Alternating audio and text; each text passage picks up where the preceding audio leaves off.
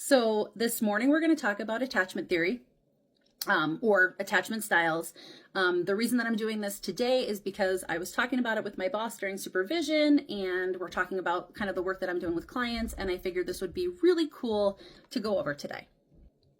So back in the day, let's go all the way back to the times of Sigmund Freud, the father of psychodynamic or psychoanalytic views.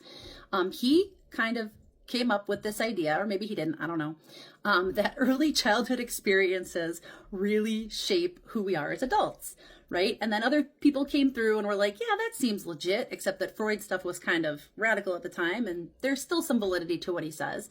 But this guy, John Bowlby, came through and talked about attachment. And it also came around the time where women were entering the workforce. And so there are some people that might argue that John Bowlby was trying to get women to stay home with the kids instead of joining the workforce because we're going to fuck them up if we don't. I don't know.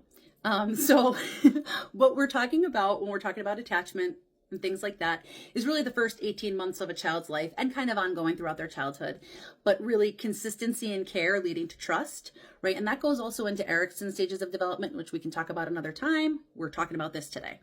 Early experiences are really critical, and we kind of form expectations about how things are going to be for the rest of our lives based on the things that we dealt with in childhood. So there's 3, but 4 major attachment styles. The first one we're going to talk about is anxious, also known as preoccupied, or if you're following PACT or Stan Tatkin, it's the waves, right? Adults with anxious attachment style tend to have a negative self-view, but a positive view of others. And so they view their partner as the other half. Sometimes they come across as really codependent. People with avoidant or dismissive attachment styles have a positive self-view, but a negative view of others. And so they are really self-sufficient.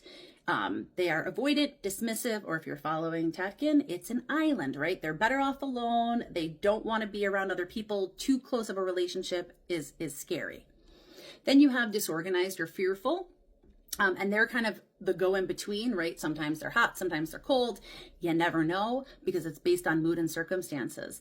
And then the last one is secure attachment, right? So in secure attachment styles, it implies that a person is comfortable expressing their emotions openly because they trust not only their own self, but the partner that they have. And I think after I went over those really briefly, you can probably figure out which attachment style you have, and then you can talk about it with your therapist. And you have a great day.